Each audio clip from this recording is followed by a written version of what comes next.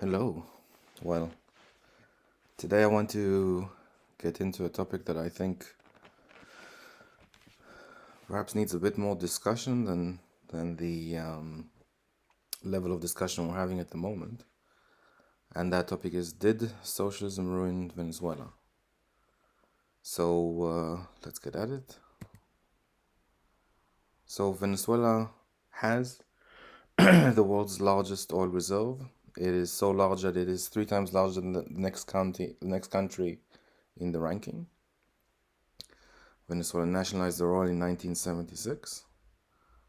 In 98, Hugo Chavez took control of the country and implemented some more socialist policies during his tenure. So much so that there was a book written about him in 2014, which is a year after he died, and called him a socialist for the 21st century, or a sort of new socialism. Maduro replaced him after he died in 2013 through an election. So the situation with Venezuela isn't great at the moment, but let's look at the history of what the Chavez government implemented that may have led us to today. So first of all, when early on in Chavez's tenure, he had an argument with the employees in the oil sector, which was already nationalized. And basically what happened was that he ended up firing all of them. He fired the head person there, the second in command, and then he fired basically everyone in the nationalized oil industry. And he replaced them with a loyalist. But basically what happened is that it's not so easy to do something like that. The people that were working there were very experienced. And doing something like that, you basically lost thousands of years. I think it's around, if you add all the years together, it's like 3,000 years of experience working in the oil industry. And as a result, there was diminished capacity already for that company. What Venezuela also did, they exported a lot of oil, and obviously that revenue was nationalized. But using that money, they imported a lot of goods and certain foods, which kind of means that it didn't allow the local economy to perhaps compete with these goods and foods. So if they were importing goods and foods that were better or nicer or cheaper from outside the country, then companies inside the country would find it difficult to compete against that. Also, as part of the policies that Chavez wanted to, he started and funded around 100,000 co-ops. As far as I know, these are mainly in the agricultural and food production type co-ops, essentially employing around 700,000 people. And in addition to that, he also appropriated 6 million hectares of land, which is sort of like a land redistribution, and he took those away from rich in quotation landowners, and gave it to these co-ops or other people.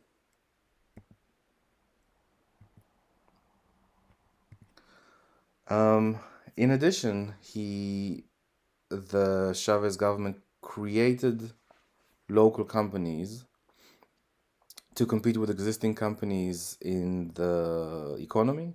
So they would start up a company, fund it with the revenue that they were making largely from oil, and even running it at a loss. And the private businesses around this sort of company would look at it and says, look, the government is propping this company up. Even though they're not making any money, then they can charge very low prices and we cannot compete. So they kind of left the market or discouraged private investment. And they also nationalized companies. So they nationalized banks and finance companies as well. So in terms of like from the private sector point of view, it's like, well, the government's moving in. They have all this money and all this capital. And they're very aggressively trying to either start their own companies or even nationalize existing companies. So as a result, the private sector was kind of like, well, we don't know what to do. It doesn't look good for us and we should leave. In addition, and I think this is still in effect, there's very strict labor regulations. Like people, there's a minimum. Um, I'm not sure. There is minimum wage. There is or very high minimum wages. You can't fire people unless something really severe happens. There are people who just stay at home for months on end, and companies like kind of pay them just to stay home because it's less trouble them coming in and whatnot. And in addition, and this is in the private sector, but in addition to private sector already struggling, it's like hiring employees is very challenging and to some degree very potentially negative on the business because of all these regulations. Um, Also, the oil money funded a lot of wealth programs. Venezuela, in general, has a very large poor population, and that's why he was voted into power, Chavez. So he spent a lot of money on these welfare programs. Um, and to also help poorer people, they put price ceilings on certain staple products and foods as well, which later on in the case of foods, was a negative thing to do. So some of the counter arguments to did socialism ruin Venezuela is basically, well, was a sort of mismanagement, yeah, but with this sort of is kind of semi-central planning of the economy or like prescriptive markets, um, it is always very challenging for the committee or the person in charge of those areas of the economy to make the right decision. It was already discussed in the 1920s with regards to the information problem, like how do you know where to allocate resources and which resources should be given priority. Now, it's not the case that there was direct control, like steel should go there and wheat should go there, but the government was funding a lot of these things, so it was more the case of where should our funds be allocated and which has higher priority. As an example of just that central planning doesn't work very well, the more that the government increased the corps mentioned earlier, and the more that the land redistribution was taking effect, the food production in the country decreased by 75%, and while at the time population grew by 33%. So I believe as a result they had to import more food. But in terms of like producing it locally, like all this intervention that decreased the production. There's an argument made for corruption, but I haven't researched this in a very high degree, but I've researched it to somewhat degree.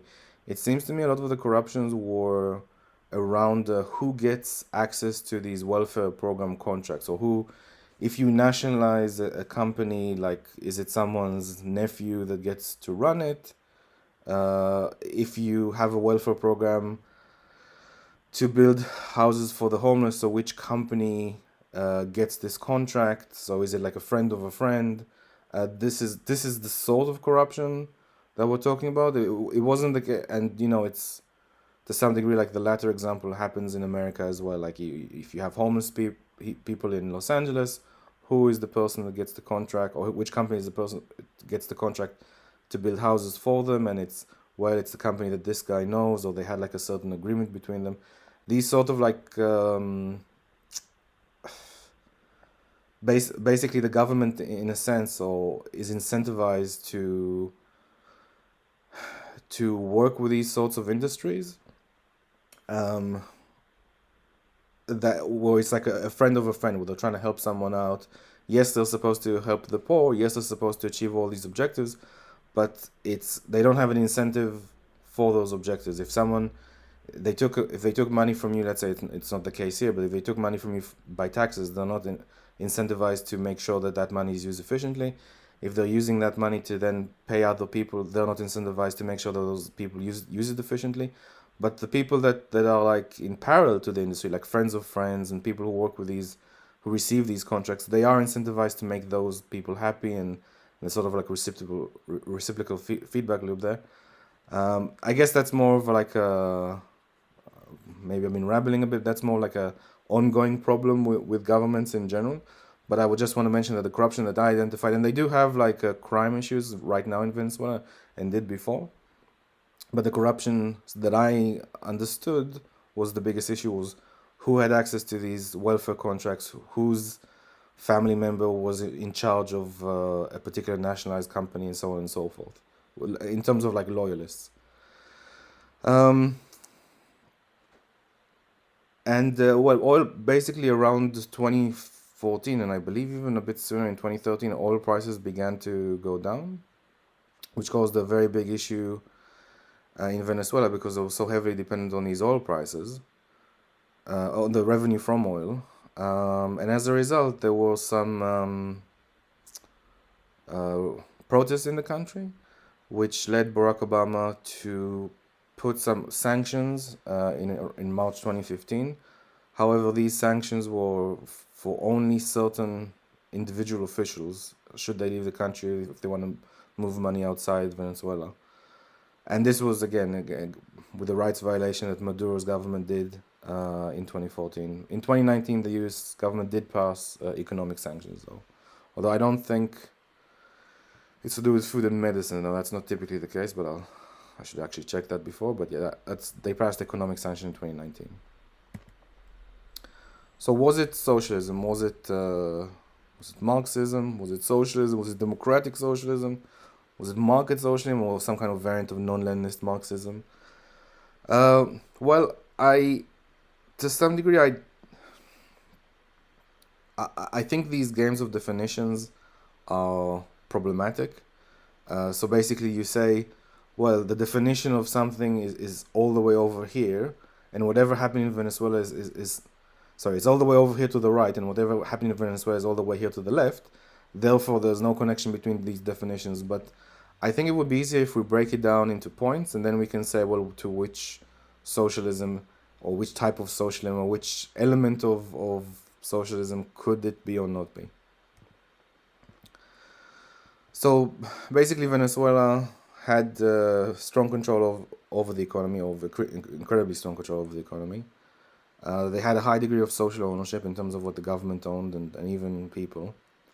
They had a very high state welfare. They had nationalized bank and some parts of the finance industry.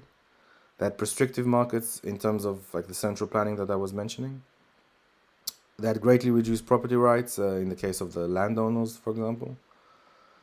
They had a social wealth fund, which was the nationalized oil reserves, and they had a high number of relatively very high, I would say, compared to other countries. The current situation in Venezuela is that 76.6% of the country are living in extreme poverty, which means they're earning under $1.90 a day. They have and have been having hyperinflation for many years now. There are severe food shortages.